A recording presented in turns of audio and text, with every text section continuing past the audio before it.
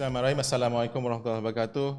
Selamat datang kepada siri kupasan siri ketiga sempena amanat Naib Chancellor 2024 dan juga 100 hari beliau berada di Universiti Putra Malaysia.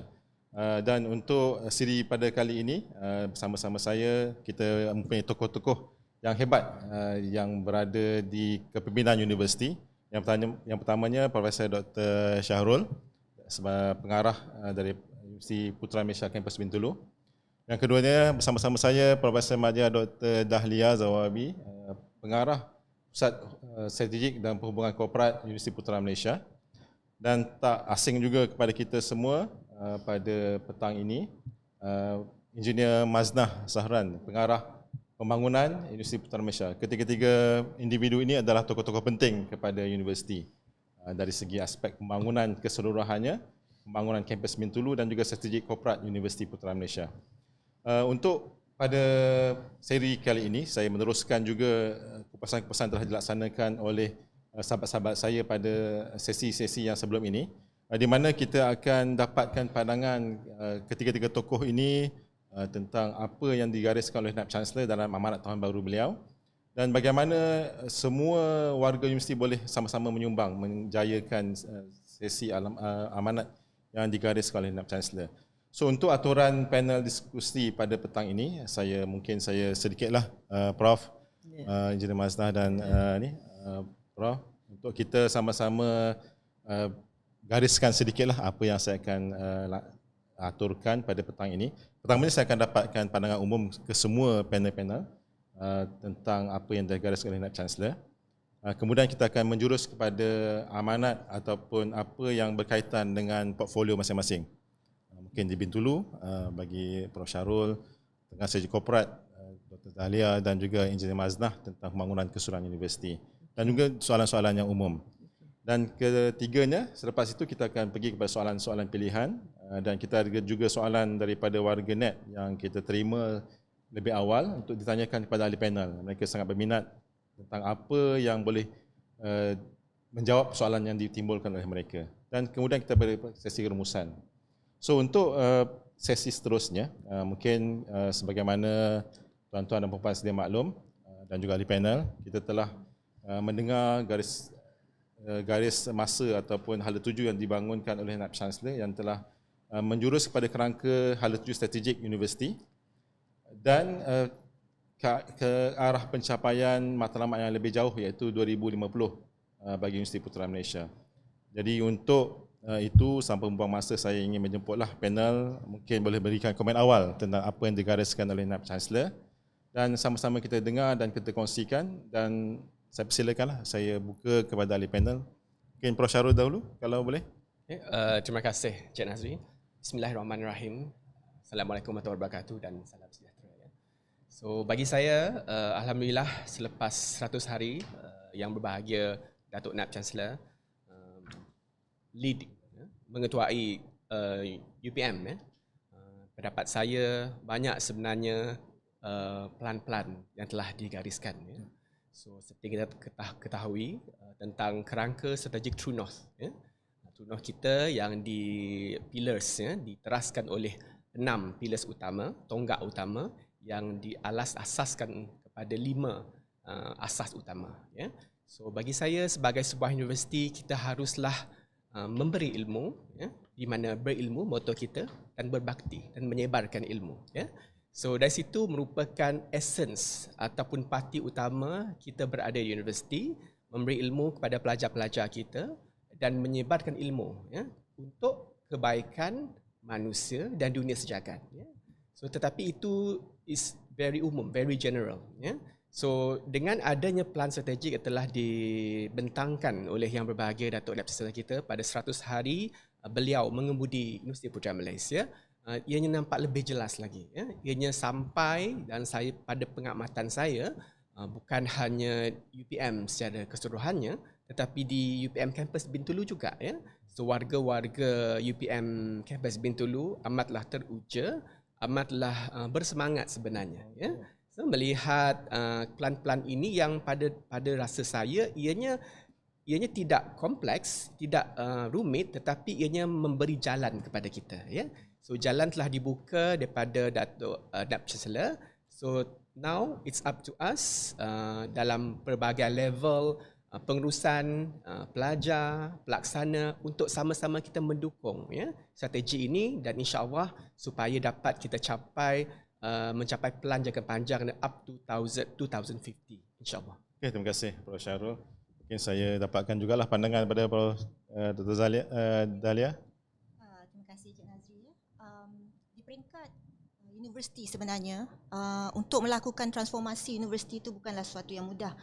Dan pendekatan yang berbahagia Naib Chancellor kita untuk melakar kerangka strategik dan juga konsep True North itu dilihat sebagai satu inisiatif yang amat menarik sekali kerana ia meletakkan landasan UPM itu untuk terus maju ke hadapan dan melakukan lonjakan-lonjakan di peringkat global dan di samping yang kita lihat sekarang ini, kita juga melihat bahawa pada naratif perutusan 100 hari yang berbahagia Datuk Naib Chancellor ada juga dimandatkan tentang 6 teras yang dibawa untuk diamati dan dibawa oleh warga-warga UPM. Kepentingan kerangka strategik dan konsep True North ni sebenarnya adalah untuk memastikan pencapaian matlamat kita kekal ke hala tuju yang sama. Juga kita nak memastikan bahawa ada penjajaran usaha supaya semua usaha kita adalah berfokus dan tidak scattered tercampak merata. Di samping itu kita juga, saya rasa UPM perlu memerhatikan dari segi pengoptimum sumber, dari segi sumber kewangan, sumber manusia, kerana kita perlu meletakkan, contohnya ada bahagian-bahagian yang mungkin kritikal di mana mungkin kita memerlukan lebih sumber kewangan dan sumber manusia di situ kan. Jadi perlu dilihat semula. Di samping pada saya juga konsep competitive advantage untuk meletakkan UPM di satu tempat di mana kita ketara lebih baik dari pesaing kita ataupun institusi pendidikan tinggi yang lain. Dan bila kita ada kerangka strategik yang clear dan juga konsep True North itu, kita juga dapat memastikan bahawa warga UPM akan committed dan mereka juga akan bermotivasi untuk mencapai sesuatu yang mereka faham dan ini saya rasa amat penting. Okay, terima kasih Dr. Maksudnya apa yang digariskan oleh Naib Chancellor itu memberikan satu hala tuju yang jelas kepada warga UPM. Cuma dalam konteks warga universiti, mereka perlulah sama-sama membuat orang kata deliberation ataupun merungkaikan lebih lanjut apa yang boleh disumbang bersama. Betul tak? Betul. Mungkin saya jemput Engineer Maznah kalau boleh beri sikit ulasan sedikit pandangan tentang rangka ini. Okey. Terima kasih Cik Nazri. Bismillahirrahmanirrahim. Saya melihat sebenarnya daripada segi pembangunan itu sendiri, kita melihat bahawa kerangka strategi ini berdasarkan prinsip yang telah dikongsikan oleh Yang Berbahagia Naib Chancellor dalam amanat tersebut, iaitu pembangunan the True North and the kerangka strategi ini merefer kepada prinsip. Antaranya dalam kita menekankan pencapaian hasil tersebut, kita juga kena melihat nilai. So ini diturunkan melalui kerangka strategik itu oleh Yang Berbahagia Naib Chancellor, seperti mana juga yang telah dikongsikan oleh YBM kita. Dalam kita menggapai ke langit, kita perlu mengakar ke bumi. So saya sendiri melihat, saya clear sebab macam yang disebut oleh Yang Berbahagia Naib Chancellor, dia sebagai seorang jurutera awam. So macam itulah kami dididik, saya sendiri sebagai jurutera awam, di mana dalam kita mengukuhkan pilar, kita perlu juga ada asas.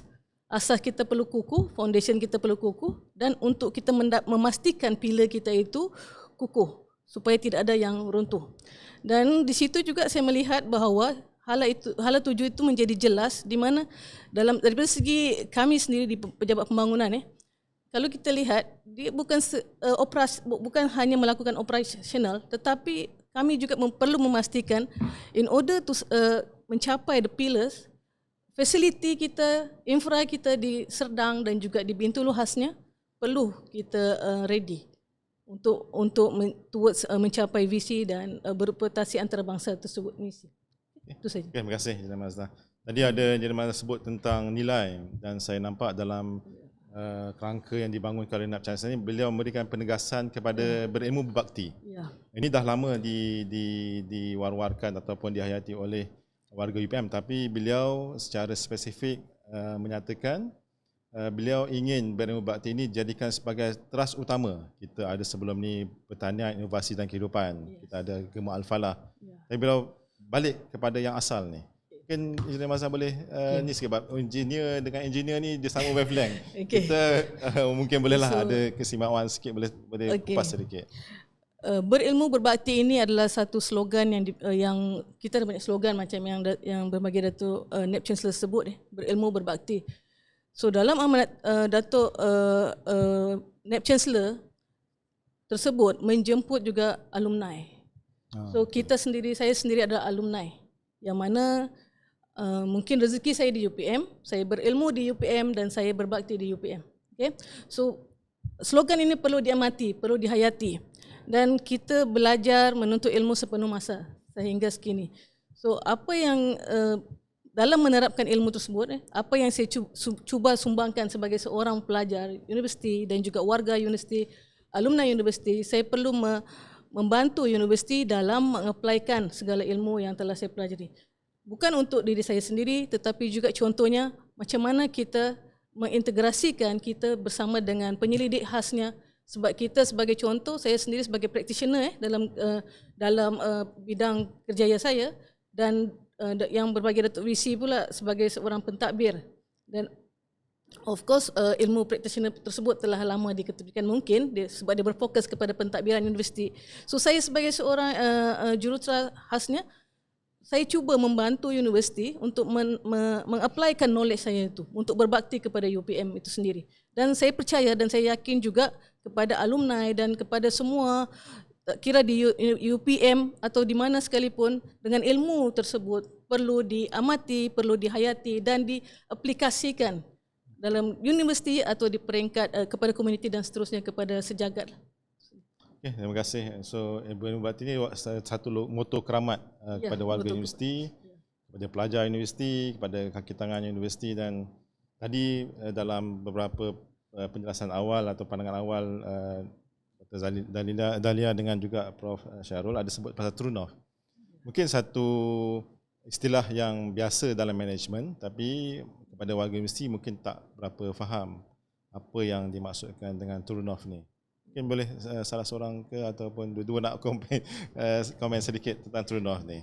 Saya boleh mulakan Encik Nazri ya. So true north itu menunjukkan, kalau dalam bahasa Melayunya adalah utara yang utama lah, yang sebenar ya. So seperti mana jika kita ada berpeluang ataupun mungkin some of us suka camping ya ataupun berlayar di lautan ya. So biasanya kita akan melihat kompas. Kompas tu akan menunjukkan arah kutub utara ya. Ke mana-mana kita pergi pun akan menunjukkan ke arah kutub utara ya. So dengan adanya kompas itu di mana kita berada, sama ada di UPM, di luar UPM ya, as a person, as a human, true north kita haruslah kita punya matlamat utama ya, matlamat yang sebenar ya. Sebagai manusia semestinya fitrah kita untuk memberikan kebaikan ya, ataupun membuat kebaikan untuk orang lain ataupun membuat kebaikan untuk diri kita sendiri dan dirasai oleh semua orang ya. Itu adalah fitrah ya, fitrah kita sebagai manusia ya. So oleh itu sebagai warga UPM, so bagi saya, pendapat saya, true north itu adalah kita merujuk kepada fitrah kita, di mana fitrah kita adalah sebagai universiti untuk ke arah yang sebenar di mana berilmu berbakti ya. So daripada satu aspek yang lain, berilmu adalah merupakan essence kita ataupun foundation universiti ya. Saya rasa bukan hanya UPM sahaja, tetapi semua universiti ataupun institusi pengajian tinggi haruslah berilmu berbakti ya. Di mana tugasan kita adalah melahirkan model insan, melahirkan human capital yang berilmu. Dan di mana human capital ini pula akan keluar bertebaran di seluruh dunia untuk berbakti kepada masyarakat setempat, kepada negara masing-masing dan seluruh dunia, seluruh manusia sejagat ya. So that is my definition. I believe I share the same definition as well. Di mana true north itu adalah kita punya matlamat yang sebenar asal ya. So bagi saya apa-apa pun kita buat, mungkin ada tersasar sedikit ke ataupun ada isu, ada cabaran-cabaran di hadapan kita, at the end of the day kita haruslah balik kepada true north. That's why I'm really excited dengan pelan kerangka strategik yang telah ditentangkan oleh Yang Bahagia Datuk VC, di mana supaya seluruh warga kampus kembali kepada true north kita. Okay. Terima kasih Prof. Cuma true north ni maknanya di mana kita berada pun kita akan menuju ke sasaran yang sama. Ini yang mungkin akan menarik lagi sebab Bintulu dia jauh daripada Sedang. So nanti kita akan tanya lebih lanjut dengan Prof. Syarul. Boleh. Macam mana true north ni dapat digembling di Bintulu. Dr. Adalia ada tambah? Okey, sebenarnya konsep true north ni pada saya juga amat menarik lah. Kerana satu perkataannya very simple untuk kita sebut kan, true north, dan ia pada mula NAB Chancellor mengutarakan isu true north ni pada mereka yang tidak arif tentang true north, mereka mula mencari-cari apa itu true north kan, apa benda yang perkara yang VC nak bawa pada waktu ini. Jadinya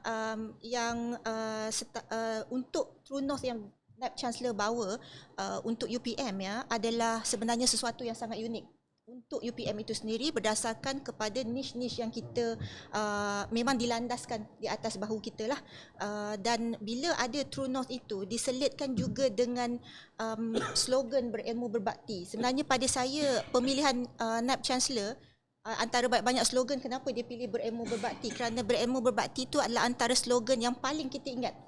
Untuk pelajar pun kalau kita semak, tanya dia apa dia misi UPM, dia kata berilmu berbakti. Kerana itu sentiasa dipaparkan di merata tempat. Lagu Putra Gemilang. Lagu kan? Dekat bas-bas kita pun ada berilmu berbakti. Jadi perkara itu yang paling senang diingat, dan perkara itu paling senang kita amati dan kita terapkan dalam kehidupan seharian kita. Sebab kita tahu dengan ilmu kita akan boleh berbakti. Jadi tujuannya adalah to give back. To give back to the society, to give back to the university. That is the I think the most essence factor that has to exist dalam warga UPM dan juga pelajar kita. Saya kena tanya lanjut dengan Dr. Dahlia ni sebab dalam kerangka yang dibangunkan oleh NAB Chancellor, beliau ada juga menyebut tentang outcome driven, value infused dan inklusif. Okay. Ini satu yang mungkin satu yang komprehensif, yang kalau kita kira dia bukan setakat menilai daripada apa yang di luar, tetapi menerapkan nilai-nilai ni dalam pembangunan outcome tu tak sahaja dijuruskan ataupun disasarkan pencapaiannya sahaja, tetapi dilihat dari segi inklusif kepada semua pihak dan juga mempunyai satu nilai yang mungkin bersama ataupun nilai UPM. Mungkin sebagai pengarah strategi pusat strategi dan perhubungan korporat ni, benda ni mungkin boleh dapatlah penerangan lanjut dan dapatkan dari segi penjelasan untuk warga UPM. Baik, Cik Nazri. Satu soalan yang mungkin ramai juga antara warga UPM, kalau dia tidak menghayati strategi UPM itu sendiri, mungkin mereka tidak berapa pasti tentang sejauh mana kita akan pergi in terms of outcome driven ataupun value infused dan juga inclusivity. Sebenarnya apa sahaja yang kita buat, termasuklah melalui kerangka strategi kita sendiri, kita mestilah berpaksikan hasil. Dan paksi hasil bermakna kita perlu memastikan hasil yang kita lakukan itu mempunyai impak kepada target audience ataupun kepada sesiapa yang kita nak sesuatu yang kita nak buat kepada society atau pelajar dan sebagainya. Dan kalau diikut dari perancangan yang berbahagia NAB Chancellor pun, kita sudah melihat bahawa dalam bengkel-bengkel yang diadakan, kita telah yang berbahagia NAB Chancellor sentiasa mengatakan bahawa pastikan yang kita nilai adalah, yang kita ukur adalah impak, bukannya nombor. Jadi kita sebenarnya ada dua fokus. Satu adalah kita panggil dari segi operasi. Bermakna kalau kita buat sesuatu, kita nak kira, okey, kita ada satu program, dua program, tapi at the same time kita perlu lihat program yang kita jalankan tu adakah at the end of the day akan merubah sesuatu yang kita harapkan. So kalau tak merubah, bermakna tak kisahlah 20 program atau 40 program pun kita buat, bermakna program kita tidak menghasilkan impak yang kita harapkan. Dan impak yang kita harapkan mestilah selari dengan tadi True North True North. ya, itulah fokus kita. Jadi bila kita melihat kepada inclusivity pula, kita lihat kalau siapa yang boleh nampak ya inisiatif-inisiatif yang dilakukan oleh pejabat Naib Chancellor contohnya, dan juga PSPK Pusat Strategi, kita ada banyak bengkel-bengkel yang sekarang ni telah bermula dari tahun lepas sebenarnya, seperti bengkel keterjaminan makanan, bengkel Hala Tuju bersama Mardi, bengkel financial survival, dan yang terbaru, inisiatif yang terbaru yang akan bermula pada tahun ini saya rasa adalah bengkel ESG. Ya, dan menariknya untuk ESG, bagaimana kita ingin mewar-warkan inklusiviti itu kepada warga UPM adalah untuk bengkel ESG kita mengajak warga UPM untuk kita kata apply to be part of the workshop. Bermakna sesiapa saja yang berminat boleh apply dan boleh menyatakan kenapa yang mereka nak ni, dan mereka akan diberi peluang untuk bersama dengan kita. Jadi itu adalah antara inclusivity yang kita maksudkan, di mana kita mengalu-alukan kepelbagaian, kita mengalu-alukan ataupun menghormati kepelbagaian supaya kesemua input itu menghasilkan beberapa idea yang kreatif. So itu yang saya faham lah. Terima kasih Dr. Alia. Engineer Mazhar ada nak tambah? Berkaitan dengan konsep the True North yang tadi Cik Nazri mention, sebenarnya kenyataan visi dan misi UPM itu sendiri adalah True North yang perlu kita capai. Maknanya visi dan misi itu dah memang True North. Kenyataan True North. Okay. So jadi diperkenalkan kerangka dan di share the whole picture of the kerangka tersebut towards mencapai the True North tu, supaya kita sebenarnya melihat bagaimana kita seiring bekerjasama seia sekata untuk mencapai bersama-sama. Dia bukan lagi silo. So it's actually melihat daripada peringkat atasan sampai peringkat ke operational, involved dalam memastikan pencapaian tersebut secara jelas tanpa mengenepikan nilai tadi, berpegang kepada berilmu berbakti tersebut. Okey, terima kasih Engineer. Tadi saya ada sebut kepada Prof Syarul nak tanya lebih lanjut pasal Bintulu ni. Jadi macam mana kita kata True North tu nak kita jalinkan dengan kampus Bintulu itu sendiri, bagaimana sasaran yang ingin dibangunkan. Sebagaimana kita tahu, baru-baru ini Prof Syarul sebagai pengarah UPM Kampus Bintulu telah dilantik sebagai pengerusi konsortium Universiti Borneo. Ini salah satu, maknanya tugas di Bintulu ni bukan sahaja di Sarawak ataupun melibatkan UPM, tapi juga di Pulau Borneo yang akan melibatkan lebih besar dari segi penghayatannya kalau kita lihat langkah strategik yang dibangunkan ni. Mungkin kalau boleh sedikitlah tentang macam mana kita nak dapatkan kefahaman warga UPM sama ada di Sedang atau di Bintulu, lebih-lebih lagi di Bintulu, untuk sama-sama bergerak ke arah yang sama. So mungkin Prof Syarul boleh. Okay. Terima kasih Cik Nazri ya. So the moment Datuk Naib Chancellor membentangkan True North beliau dalam masa satu saat, even before that pun sebenarnya. So saya dan tim Bintulu lah ya. So we had the brainstorm session. Kita sama-sama berfikir dengan rakan-rakan pengurusan di kampus Bintulu. Kita bentangkan, kita brainstorm. So apa yang telah kita buat, apa yang akan kita buat, apa plan yang kita boleh buat untuk menepati menyelaras bersama True North daripada yang bagi Datuk Visi ya. So of course kita lihat ada 6 pillars utama, tiang utama tersebut ya. Yang tersebut, so di mana kita cuba mengorganize ataupun melaksanakan program-program ataupun program elemen-elemen yang berimpak tinggi untuk menyahut cabaran setiap tiang tersebut ya. So kita di Bintulu ni contohnya di UPM Kampus Induk telah menyediakan rumah, kita pun mahu juga ada tiang-tiang tersebut di kampus Bintulu. Oh ya. Ada tiang juga di Bintulu. Tiang juga begitulah ya. Okay. Tetapi of course haruslah selari dengan apa yang telah dirancangkan di UPM Kampus Induk ya. So seperti yang Cik Nazri katakan tadi, salah satu tiang di UPM Bintulu yang kita rasakan berpotensi adalah berkenaan dengan kesohoran antarabangsa. Kesohoran antarabangsa ya. So itulah merupakan salah satu inspirasi kami untuk menubuhkan konsortium Universitas Borneo ya. So alhamdulillah konsortium ini kira alhamdulillah baru lahir lah basically, it's a baby ya. So dalam konsortium tersebut ada 16 universiti, public university di seluruh Borneo ya. Di mana ada 6 daripada Kalimantan, ada 6 daripada Sabah Sarawak, ada 5 daripada Kalimantan di Indonesia dan 3 daripada Brunei. Ya. So di mana universiti-universiti ini merupakan public universiti awam dan universiti milik kerajaan lah. Ya. So ini merupakan salah satu saya boleh katakan strategi kami lah, ya, strategi UPM sebenarnya supaya tersohor di peringkat antarabangsa. Ya. So dengan adanya the first ever konsortium yang telah dicadangkan oleh UPM Campus Bintulu, alhamdulillah saya merupakan the founding chairman. Of course selepas ini banyak lagi program-program yang melibatkan ke semua universiti di Borneo. Ya. Seperti kita ketahui di mana ibu negara Indonesia akan ditempatkan di Kalimantan, ya, dinamakan Nusantara. Ya. So itu merupakan kita punya potensi.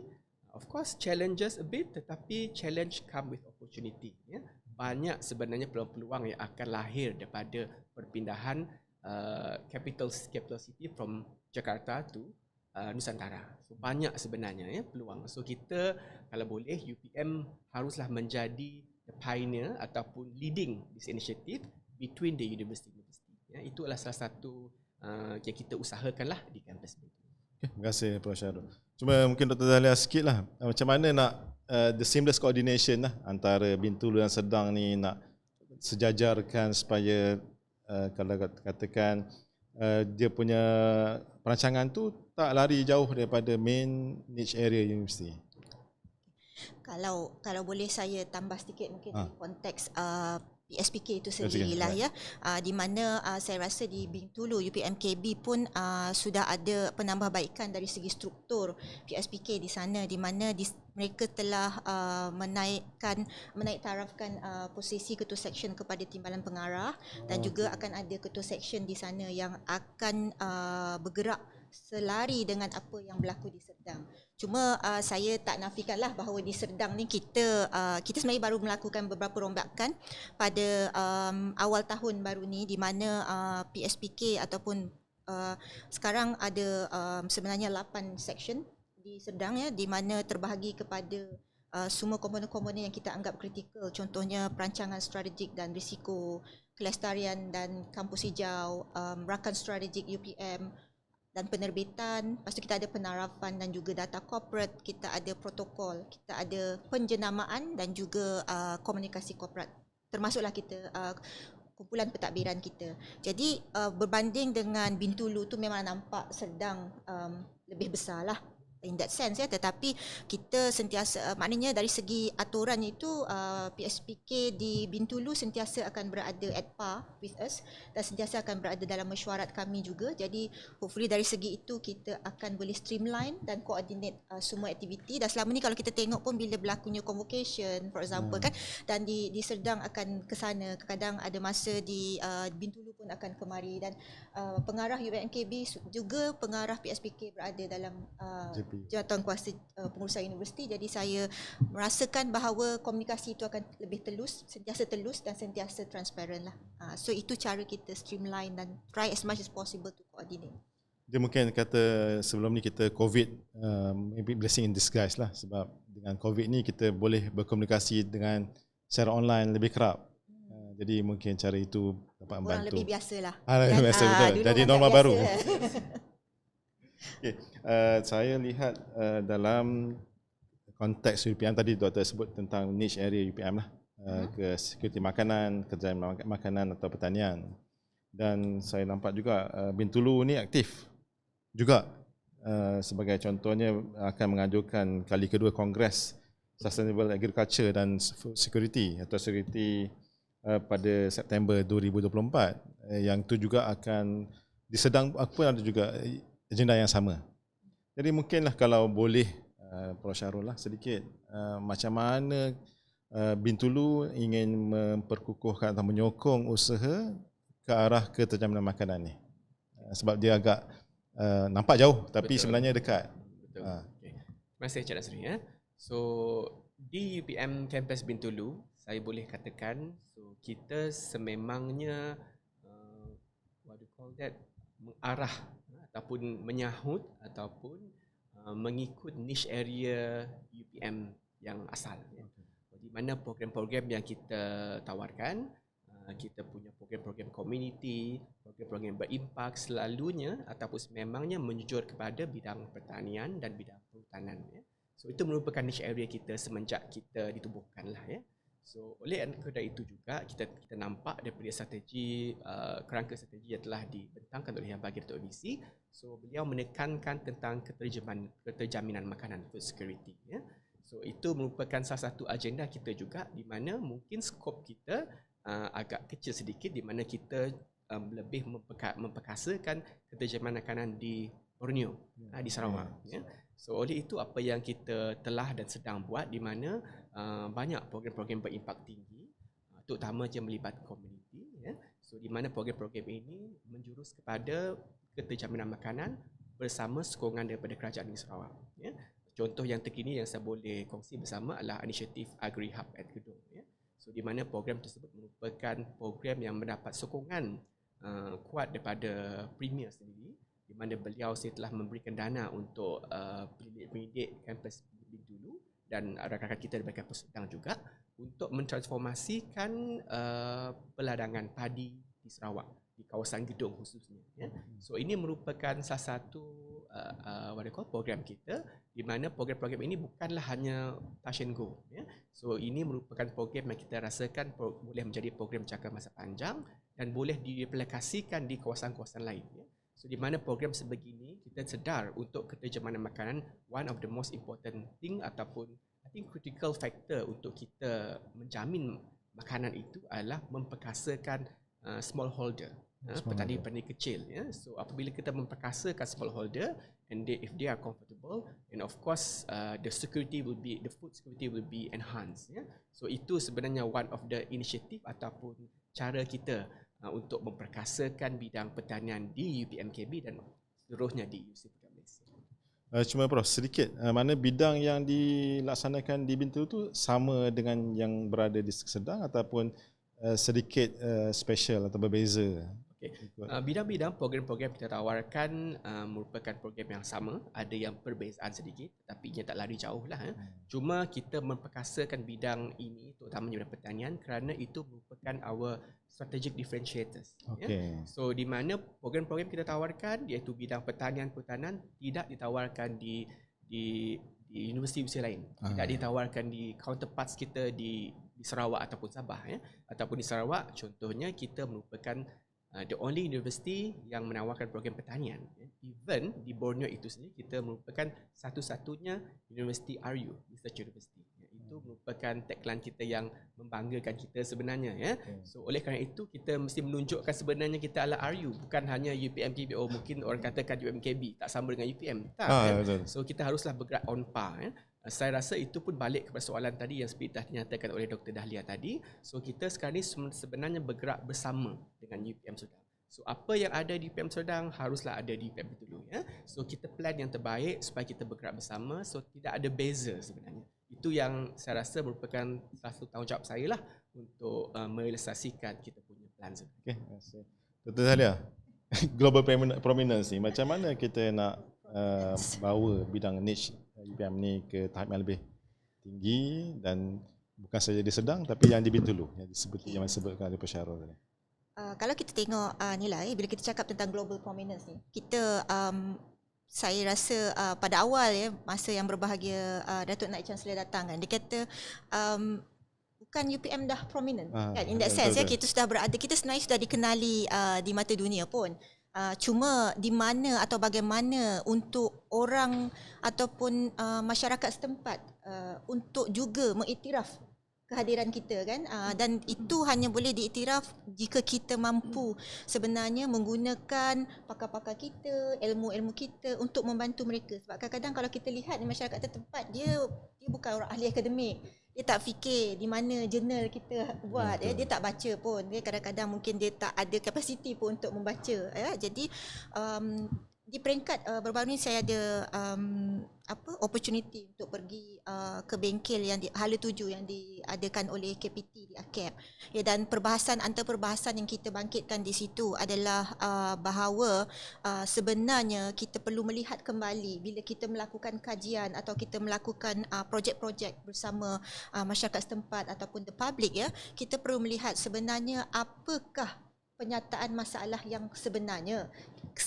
Jadi perlu ada koordinasi di situ kerana penyataan masalah itu harus berpaksikan isu-isu yang berada dalam negara. Dia bukannya penyelidik syok sendiri, okay, pilih ni untuk ini. Jadi sebab tu kita tidak nampak impak tu. Jadi ada inisiatif yang kita katakan mungkin di peringkat UPM pun kita akan ada sepatutnya satu coordination untuk melihat, ya, penyataan masalah ni lah supaya boleh membantu menyelesaikan masalah sedia ada. Barulah orang akan nampak okey sebenarnya ya UPM berada di tahap global. So itu saya rasa antara amanat yang berbahagia Nak Chancellor juga. Dan kalau kita tengok yang awal tu dia kata apa, memberi khidmat melangkaui jangkaan, kan.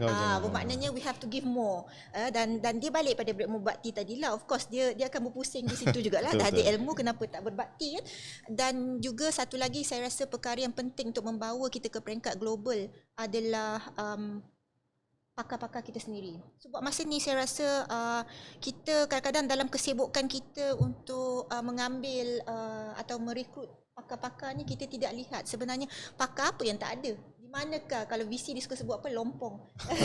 Di manakah lompongannya, kan? Di mana yang kita perlu ni. Sebab kemudian kita perhatikan bila contohnya bila dipanggil oleh pihak media, kita tiada pakar tu untuk menjawab persoalan yang sedia ada. So itu pun mungkin salah satu perkara yang mungkin kita perlu lihat, kita perlu tengok di setiap fakulti, di setiap sekolah, di setiap institut, apakah pakar yang ada dan apakah kehendak negara pada masa ini. So itu yang pada saya mungkin saya yakin dengan adanya itu kita akan membantu UPM untuk terus berada di peringkat global. Maknanya warga UPM ni kena berada di tengah-tengah masyarakat, selesaikan masalah masyarakat. The problem statement tu kena selari dengan kehendak masyarakat. Kehendak masyarakat, ya. So itu satu part lah. Mungkin kita nak tanya juga lah, Engineer Mazhar ada di sini. Kita urusan pembangunan universiti ni banyak berada di bawah beliau, the master plan, dan bagaimana kita nak selarikan pembangunan universiti ni dengan bidang niche yang kita ada, sama ada di Sedang atau di Bintulu. Mungkin boleh ni kongsi dengan kita. Mungkin apa yang first kali saya cuba kongsikan berkaitan dengan security makanan itu sendiri, di mana UPM ini diberikan peranan untuk khasnya kepada pemerkasaan agenda pertanian. Jadi untuk itu sebenarnya kita di peringkat universiti telah pun membawa usul berkaitan dengan daripada segi macam mana kita memastikan perancangan-perancangan yang berkaitan dengan pertanian khasnya ni ditransferkan dalam bentuk fizikal, ditransferkan dalam bentuk output yang akhirnya nanti akan menghasilkan outcome and akhirnya impact. Okay? So salah satu projek sebenarnya bila kita membentangkan kepada pihak kementerian khasnya, kita akan meletakkan pertanian dan security makanan itu sebagai top priority kita dalam kita mengkelaskan permohonan pelaksanaan projek. So bila kita melihat pihak KPT itu sendiri menyokong, memperakukan permohonan kita yang berkaitan dengan security makanan, dan akhirnya pihak Kementerian Ekonomi meluluskan projek kita yang berbentuk negara, yang memberi implikasinya kepada negara, iaitu salah satu projek yang telah diluluskan adalah Pusat Benih Negara. Pusat Benih Negara. So pelaksanaan projek itu akhirnya nanti sebenarnya melibatkan bukan setakat Fakulti Pertanian itu sendiri, tetapi juga ITAFOS, for example. So beberapa pakar involved untuk memastikan terbinanya Pusat Benih Negara itu di UPM. Okay? Di UPM sebagai pusat yang paling, pada pendapat KPT pada kita itu, pada masa kita membentangkan UPM adalah sebenarnya pusat pertanian itu. Niche itu hendaknya ditransferkan. Apa yang cuba saya sampaikan di sini ialah dalam kita merancang, kita kena melihat juga macam mana pelaksanaannya itu secara praktis, secara praktikalnya. So disebut tadi berkaitan juga dengan master plan. UPM mempunyai keluasan tanah sebanyak 1,900 hektar. Yeah. Of course tanah kita ada di Bintulu, ada di Semenyih, di Genting Highland, juga di Port Dickson kita ada tanah. Dan dan satu lagi dekat Bukit Fraser. Oh, Kita Bukit pun Fraser ada juga Bukit tanah. Fraser. Mungkin tak ramai yang tahu di Bukit Fraser tu. Di Bukit Fraser ada tanah untuk kita bangunkan. Actually kita ada sebenarnya untuk membangunkan tanah-tanah di UPM ni, kita ada penglibatan daripada peringkat LPU sendiri, di mana telah ada pun jawatan kuasa pembangunan tanah dan aset. So perlu juga saya perlu jelaskan di sini bahawa pembangunan ini sendiri adalah merupakan agensi technical university yang mana telah diberi tugas sebenarnya untuk memastikan tanah dan juga aset tak alih. Bila kita sebut pengurusan aset, tengok pembangunan, pejabat pembangunan pengurusan aset. Aset apa? So aset tersebut adalah aset tak alih. Iaitu ada 3 aset tak alih sebenarnya, iaitu tanah, bangunan dan infra. Dan telah dipertanggungjawabkan kepada PPPA sendirilah. So bila kita sebut berkaitan dengan master plan, kita sebenarnya dah ada master plan untuk meletakkan pada kita itu guna tanah dan apa perancangan kita ke atas tanah seluas 1,900 hektar tadi. So pada tahun 2010 telah dibangunkan master plan itu dan telah dibincangkan sebelum ini juga bahawa perlu kita lihat semula ke pencapaian kita ke atas master plan tersebut dan review untuk supaya melihat kepada pembangunan masa kini. Kita melihat juga bahawa kalau kita perasan dekat UPM Serdang sendiri, banyak tanah-tanah kita telah dibangunkan, itu tapi tidak menggunakan sebenarnya tidak bergantung sepenuhnya kepada kita sebut DE Development Expenditure, which is daripada kementerian yang kita duk bidding setiap tahun. Jadi kita menggunakan sumber alternatif lain, di mana kita menggunakan tanah itu secara dilaksanakan secara kita sebut sebagai Public Private Partnership, PPP. So jadi sebab itu kita tengok PPP, kita melihat bahawa contohnya di Puchong, di Serdang sendiri, kita bangunkan pertanian kita untuk membantu agenda pertanian tersebut, ya. Dan saya yakin bahawa dalam kita sebenarnya how actually this kita punya True Note ni nanti akan juga melihat bagaimana kita meletakkan prioriti kita ke atas pembangunan guna tanah itu sendiri. Takkan kita nak letak pertanian semua, contohnya. Takkan kita nak letak bangunan semua. So of course macam tadi yang disebut oleh Dr. Dahlia juga, dan juga untuk membantu kita UPMKB in term of SDG dan ESG. So kita kena melihat secara menyeluruh.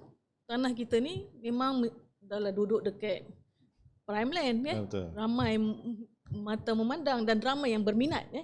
So jadi perkara-perkara ini dirancang dan juga macam saya sebut tadi telah ada pun di peringkat LPU melihat dan juga JPU untuk melihat the master plan secara menyeluruh, pencapaiannya dan what's next towards 2050.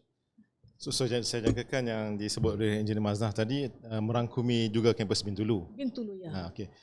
Kita juga pernah dengar antara sasaran yang ingin dibangunkan adalah living lab kepada agenda pertanian. Jadi dengan harapan dalam tempoh beberapa tahun akan datang kita akan ada showcase yang sesuai untuk kita tawarkan kepada publik, kepada masyarakat. Inilah sebenarnya pertanian yang hands on, yang berada di orang kata di landasan ataupun di lapangan. Jadi maksudnya sebagai tambahan juga kepada Cik Nazri, antara living lab yang telah pun diluluskan macam IPR Intan contohnya. Dan pada masa yang sama juga sekarang ini seperti mana yang berbagai Datuk Naib Chancellor kita menyebut kita kena bantu UPM Holding kita. UPM Holding. So, together we help them grow. So UPM Holding juga telah mencadangkan beberapa projek untuk living lab untuk membantu penyelidikan, untuk membantu pemerkasaan pertanian. Beberapa living lab dicadangkan. So permohonan pelaksanaan projek itu masih di peringkat pemerhatian kami, penelitian secara detail. Sedikitlah dengan Dr. Dahlia, bila sebut UPM Holding, adakah maksudnya UPM Holding juga termasuk dalam kerangka hala tuju yang dibangunkan oleh Naib Chancellor ni? Sedikit, ulasan sikit. Kalau ikut, ialah dia sebenarnya adalah walaupun dia dilihat sebagai bukan entiti yang apa kita panggil utama. Terima kasih Prof. Entiti utama UPM kan. Tapi kalau kita lihat akan adanya UPM Holdings itu perlulah sebagai anak syarikat kita juga perlu memastikan mereka boleh grow lah. Kan kalau in the end kita nakkan juga dia kita kata berjaya ya, dan at the end of the day contribute balik lah, berilmu dan berbakti kan. Kita mesti pulang balik kepada Terima kasih banyak Tuan Zala. Cuma kita lihat dari segi kerangka yang dibangun oleh Naib Chancellor ni, kalau kita lihat Datuk Naib Chancellor juga dalam pembentangan beliau gariskan satu tanggungjawab yang agak komprehensif, bukan setakat kaki tangan saja sehinggalah ke lembaga pengarah universiti. Mana kalau ada urusan governance atau birokrasi dan apa pun juga strategik yang dibangunkan akan melibatkan semua pihak. Jadi saya nampak ini mungkinlah akan beri impak yang jelas kepada warga kampus apabila seluruh lapisan atau pelbagai peringkat dibangunkan atau digerakkan ke arah pencapaian yang sama. Mungkin saya nak dapatkan sedikitlah mungkin Prof Syarul tentang komprehensif atau impak yang akan dijangkakan berdasarkan agenda yang dibangunkan ini. Terima kasih Chas. Okey, saya bersetuju dengan of course yang bagi Dr. Napsida dengan Encik Nazir sendiri katakan, so True North ini ataupun kerangka strategi ini tidak akan berjaya jika semua pihak tidak bekerjasama dalam untuk mencapai, merealisasikan True North itu ya. So daripada atas, daripada pihak lembaga pengarah universiti, jawatankuasa perusahaan universiti, dekan-dekan, pengarah-pengarah institut, ya, pensyarah-pensyarah, ya, staf-staf, pegawai-pegawai non-akademik dan pelaksana. Ya. Semuanya mempunyai tanggungjawab, ya. Semuanya mempunyai peranan-peranan untuk memastikan kejayaan kita bersama untuk mencapai True North kita. Ya. So dari itu saya rasakan amat penting sekali untuk kita untuk True North ataupun kerangka strategik ini haruslah selalu dilawati ataupun revisit. Ya. So kita tidak mahu selepas 100 hari, so BC telah membentangkan True North ini ataupun kerangka strategik ini, so that's it. Ya. So kalau tak, kita of course sekarang ni kita excited, ya. Kita bersemangat, ya. Tetapi probably after 3 months, after 6 months, kalau tidak revisit, kalau kita tidak lawati semula, mungkin kita dah tak pergi north lah, kita pergi west ke east ke south kan, ya. So that's very important for us to constantly revisiting our achievement.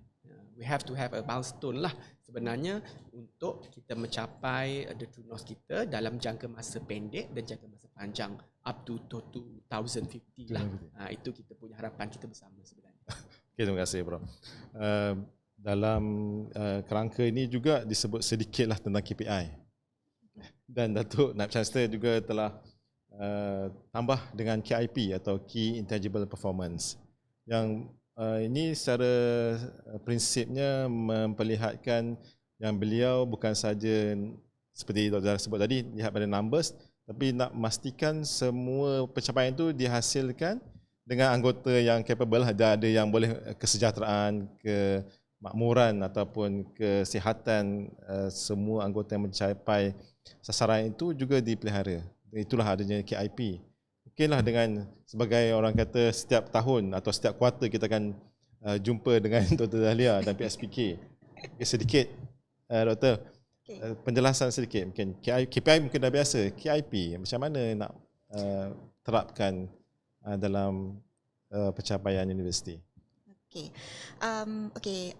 KIP ni sebenarnya dia intangible. Ya, dan bila dia intangible, dia memerlukan banyak kita panggil subjective injection, ya, di mana kita tak boleh nak ukur 100% ya berapa asal mak dia orang ni. Kalau contohnya dia committed, berapa level dia, berapa percentage kan, kita tak boleh nak mengukur itu. Jadi kita akan berlandaskan juga dengan KPI. Sebab itu konteks KPI itu tidak kita hapuskan. Kita hanya meletakkan bahawa kalau kita lihat sekarang ni di pihak yang berbahagian Naib Chancellor, dia sudah memberi peringatan, contohnya dalam bengkel KPI kita yang baru ini, bahawa KPI untuk tahun 2024 harusnya melihat juga konsep KIP dan juga impak. Dan tidak hanya bersasarkan kepada nombor. Jadi kita kena lihat keseluruhan impak setiap entiti itu. Dan kalau kita lihat juga cara bila yang berbahagia Naib Chancellor pertama kali melangkahkan kaki ke UPM, antara perkara yang diminta adalah naratif-naratif daripada ketua-ketua PTJ. Hari kedua. Ya, hari kedua. Saya pun semua yang kita saya rasa terlibat dalam pengisian naratif, dan naratif kami pun belum berhenti lagi kan. Hari tu yang terakhir adalah saya rasa penghujung bulan Januari kita, dan dia berterusan, dan saya jangkakan Naib Chancellor akan sentiasa meminta naratif kerana saya dalam satu mesyuarat itu beliau mengatakan bahawa penilaian ni bukan hanya bersasarkan kuantitatif, bukan hanya bersasarkan nombor, tapi juga kualitatif, di mana penerangan, contohnya kalau kita lihat dalam pensyarah lah contohnya teaching evaluation, wah hebat ya, 4.9 5 pun ada kadang-kadang kan. Tapi sebenarnya bila kita tanya kepada pelajar, mungkin mereka tidak berpuas hati dengan cara pengajaran tu. Jadi kat situ di mana kita nak melihat komen pelajar. Sebab tu kita lebih sewaktu saya dikit dulu pun saya suka tengok komen-komen pelajar daripada nombornya. Kerana pelajar akan menulis dengan lebih terang, lebih jujur lebih jujur. Jadi itu sebenarnya konsep KIP, dan kalau kita lihat pada nilai, sebenarnya nilai kita adalah asas kepada KIP. Nilai itu asas, dan nilai bukan boleh sesuatu yang kita capai hanya saja mengatakan bahawa dekat laman web kita inilah nilai kita. Dia tak akan tercapai dengan cara begitu kerana pembudayaan dan mewujudkan nilai adalah satu amalan. Jadi bermakna kalau kita lihat di peringkat PSPK pun kita sedang berusaha untuk mengeluarkan penyataan-penyataan yang berbentuk peringatan tentang nilai kita. Dan kalau kita lihat, Naib Chancellor pun dah mula tulis coretan Naib Chancellor. Betul. Kan perkara-perkara begitu sebenarnya untuk mengingatkan warga UPM lah tentang di mana kita, apa kita harus buat, ingatlah nilai kita dan sebagainya. Dan di peringkat ketua-ketua PTJ ni kita mengharapkan perkara yang sama lah. Jadi ketua PTJ pun kalau saya lihat mungkin itu tanggungjawab dia jugalah, sentiasa menyampaikan, komunikasi tak boleh terhenti. Maknanya atas sampai bawah orang dah tak tahu. So that is the challenge jugalah. Datuk Naib Chancellor juga sebut the lesson learned, itu yang perlu dikongsikan. Kita ada banyak event, tapi kalau tak ada pembelajaran, tak ada orang kata pengiktibaran tu, mungkin tak ke mana, kita tak dapat nak improve. Betul. The CQI tu mungkin terhenti di situ saja. Saya selalu merasakan bahawa kalau kita buat salah pun, dia bukan salah selama-lamanya. Kalau kita tidak belajar dari kesilapan tu, kita hanya akan berlari setempat je lah.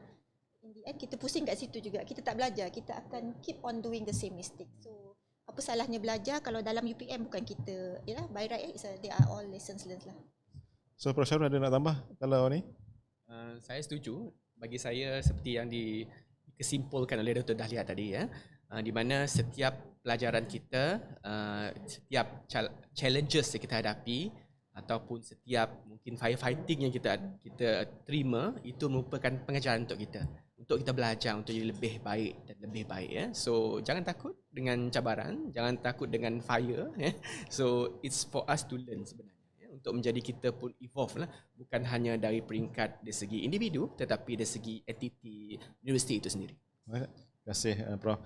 Cuma kita lihat dalam kerangka yang digariskan oleh Yang Berbahagia Datuk Naib Chancellor ni, ia memerlukan kerjasama semua pihak, kerja berpasukan, yang merentas disiplin, multidisiplin, dan juga bukan sahaja dalam UPM, mungkin melibatkan seperti alumni, rakan korporat dan sebagainya. Mungkin saya dapatkan Engineer Maznal, bagaimana kita nak gerakkan ini bersekali supaya hasilnya nanti boleh membanggakan kita semua. Okey. Perkara berkaitan dengan rentas disiplin ini sebenarnya telah menjadi amalan di peringkat kami di pembangunan. Contohnya, kami mempunyai disiplin yang berbeza, dan of course dengan disiplin berbeza ni, how actually kita menyelaraskan untuk menghasilkan sebenarnya satu projek yang berbentuk multidisiplin. For example, daripada segi disiplin itu sendiri, satu bangunan tu perlu ada beberapa disiplin, bukan setakat jurutera awam, tetapi kena ada jurutera mekanikal, kena ada jurutera elektrik, kena ada ukur bahan, kena ada arkitek dan seterusnya. Dan juga kami dalam memastikan itu, contohnya kami juga melibatkan accountant daripada BERZA, dan kami akan melibatkan stakeholder. Okey. Jadi contohnya salah satu lagi yang kita mungkin boleh lihat daripada segi mengambil kira, contohnya juga stakeholder daripada kepelbagaian stakeholder itu sendiri. Contoh dalam kami menyediakan pilar nombor 4, tak silap saya, best learning and living experience. So how actually facilities kita ini bertaraf antarabangsa, sebab kita misi kita reputasi antarabangsa. So melihat kepada saya bila melihat kepada menyediakan fasiliti itu, kita bukan dalam keadaan di mana kewangan kita dan daripada segi governance itu sendiri perlu dilihat juga. Jadi sebab itu kita mungkin orang yang tak faham dia akan kata UPM banyak tanah, developer datang boleh develop. Not that easy actually. Sebenarnya sebagai contoh, ada satu projek kita nak bangunkan, kita dah start merancang 2018 mengikut proses, ikutkan daripada, sebab proses kita ini kita kena mendapatkan kelulusan di peringkat KPT dan akhirnya kepada UKAS di JPM. Projek itu akan dilaksanakan kalau ikutlah perancangan oleh proses itu, governance itu sendiri 2025. Jadi pada masa kita merancang 2018, kos dia mungkin kurang. By the time 2025, kos dah meningkat. Dan pada masa itu kemungkinan dah tak gunakan sistem yang pada masa kita plan pada ketika itu, dah berubah dah. So itu yang saya sebut tadi, dan juga telah beberapa kali disebut oleh YBM dan juga kita punya Datuk yang bahagian Naib Chancellor berkaitan dengan memudah cara. How actually memudah cara, how governance itu memudah cara. Of course kita nak speed. Tetapi kita pula terikat dengan the process flow, governance, dan at the same time dengan limitation of budget. Mungkin warga kampus of course melihat pembangunan dia tak nampak bahawa kami ini ada beberapa yang kita ni. So untuk pada saya dalam kita mencapai itu, keperluan untuk juga sebenarnya difahami. Jadi daripada segi contohnya macam kami di pembangunan ini sendiri, untuk menyediakan sebagai contoh tadi yang saya sebut, living best learning and living experience, itu melibatkan TNC HEPA contohnya. Sebab sekarang ni saya difahamkan bahawa ramai student kita ada bilik tetapi tak menepati cita rasa. So macam mana kita nak menyediakan asrama yang menepati cita rasa, yang nanti contohnya kemungkinan student kita ni datang daripada, mungkin ada family daripada overseas nak study di UPM, tengok asrama macam ni, nak duduk family type tak ada. So at the same time juga kita macam mana yang tadi Cik Nazri mention berkaitan dengan bekerjasama itu, kolaborasi itu, macam mana juga kami berkolaborasi dengan akademik, for example TNC akademik untuk menyediakan bilik-bilik kuliah yang mungkin menepati keperluan pelajar, yang santai, mungkin tak stres kan. Sama juga dengan makmal penyelidikan dengan Prof Zamri. So nampak, jadi dekat situ saya sendiri sebagai pembangunan melihat kepada macam mana kami ini boleh serve to the TNCs dan juga akhirnya kepada UPM untuk menghasilkan, untuk mencapai misi tersebut. Dan at the same time juga kewangan lah, of course governance itu sendiri. So kalau ikut daripada situ, membuka minda, melihat bahawa keperluan untuk berkolaborasi sebenarnya. Terima kasih Encik Maznah. Saya kena berhentikan beliau sekejap sebab kita pun dah masa kita walaupun antara sedar tak sedar dah hampir 1 jam lebih kita berdiskusi. Sebagaimana saya sebutkan pada awal tadi, kita akan ada juga pertanyaan daripada warga net yang kita kumpulkan. Saya mungkin sempat baca 1 atau 2 soalan daripada warga UPM ataupun yang netizen lah. Kalau boleh saya bacakan. So satu soalan pertama ni. Untuk soalan pertama, soalan daripada warga net. Menyorot semula kepada salah satu teras utama kerangka strategik iaitu Best Learning and Living Experience. Mungkin berkaitan dengan Mazhar tadi sebutkan. Sejauh mana UPM mampu untuk menyediakan platform berkenaan dengan keadaan ekonomi dan kekayaan lain yang menghadkan usaha penyediaan fasiliti terutamanya untuk mengantarabangsakan program pengajian di UPM. So saya buka lah, mungkin mana ahli panel boleh. Saya akan menjawab daripada segi fasiliti, infra. Nanti kita akan pergi pada Bintulu pula mungkin. Yes. Di Bintulu. Yang saya sebut tadi adalah lebih memfokus kepada penyediaan fasiliti di Serdang. Kalau di Serdang pun kita belum mampu, tapi kita cuba menangani cabaran ini, contohnya dengan bantuan UPM Holding. Okay? Contohnya bekerjasama rapat berkolaborasi antara HEPA, for example, dengan holding dan pembangunan sendiri. Di mana kita boleh menyediakan pengalaman, contohnya kediaman asrama yang lebih kondusif kepada pelajar. Sama juga dengan berkaitan dengan kemudahan sukan. Contohnya untuk dia enjoy belajar di UPM, kemudahan sukan yang dia pun, kita ada banyak padang for example, tapi tak perlulah dia nak main padang kat luar. Sama juga kita sekarang ni ada MRT, pengangkutan. Jadi sebenarnya cabaran juga kepada UPM dan juga kepada pembangunan khasnya dalam menyediakan perkara ini, dan universiti perlu melihat dan LPU sendiri saya yakin banyak membantu supaya kita ni sebenarnya diberi kuasa otonomi. Sebenarnya kebanyakan seluas tanah kita ni sebenarnya tanah milik kita, milik berdaftarnya UPM. So setakat mana sebenarnya kuasa kita dalam kita merealisasikan projek-projek tersebut supaya keputusan yang itu di peringkat otonomi itu diberikan kepada kita. So tanpa perlu melalui proses yang panjang untuk diaplikasikan. Ya, terima kasih Engineer Mazda. Mungkin sedikit Prof. Syarul.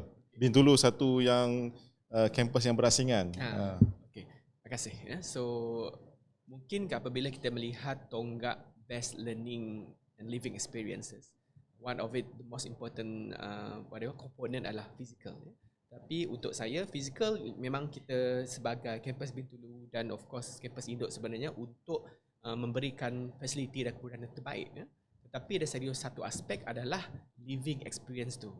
So bagi saya, seseorang pelajar universiti, jika kita bercakap tentang konsep pelajar, haruslah jika untuk mendapat satu living experience yang terbaik, pelajar-pelajar tersebut haruslah merasakan bahawa pelajar tersebut mendapat yang sebaiknya daripada universiti, di mana kehidupan dia dirasakan dihargai, dirasakan dijaga, untuk contoh di Bintulu, so bukan hanya pensyarah tetapi pegawai ataupun even pegawai keselamatan sendiri menjaga mereka seolah-olah ibu apa yang menjaga mereka. So that would be, I think, the best living experience lah, one of the aspect of it lah saya rasa. Okay, terima kasih Prof. Syarul, dan setelah hampir 1 jam kita bersiaran, saya ucapkan terima kasihlah kepada ahli panel yang terlibat dan apa juga sumbangan atau saranan yang dimaklumkan atau dikongsikan bersama kita ini sangat bernilai. Dan saya percaya pihak sekretariat atau penganjur akan kumpulkan, akan melaporkan dan akan secara tak langsung memberikan satu feedback kepada NAB Chancellor sendiri bagaimana untuk mengoptimumkan pelaksanaan kerangka strategik yang digariskan.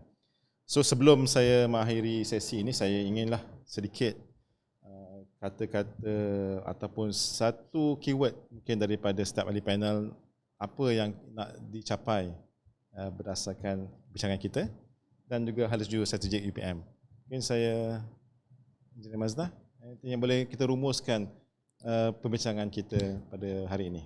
Daripada segi pembangunan fizikal, keperluan untuk berkolaborasi di kalangan entiti UPM itu sendiri dan juga macam yang tadi Prof. Syarul sebut dengan luar. Macam di pembangunan sendiri, saya sebagai pengurusi Majlis Pengarah Pembangunan, how kami berkolaborasi untuk memastikan pembangunan fizikal universiti itu mantap dan ada kolektif pandangan daripada universiti awam yang lain. So terima kasih Engineer Mazda. Dahlia? Saya sebenarnya sukakan perkataan ni lah, ownership. Ownership. Jadi bila saya yakin dengan adanya kerangka strategik dan juga True North kita dan dengan adanya komunikasi yang berterusan dan maklum balas yang berterusan dari semua pihak, saya berharapkan bahawa semua warga UPM akan merasakan ownership kepada hala tuju yang telah kita landaskan dan kita akan bersama untuk mencapai lonjakan. Okay, terima kasih Tuan. Prof. Syarul? Okay. Kerangka strategik kita, atap kita True North, yang kita adalah pillars itu dan lantai kita adalah 5 base itu. Semua dah dibentangkan.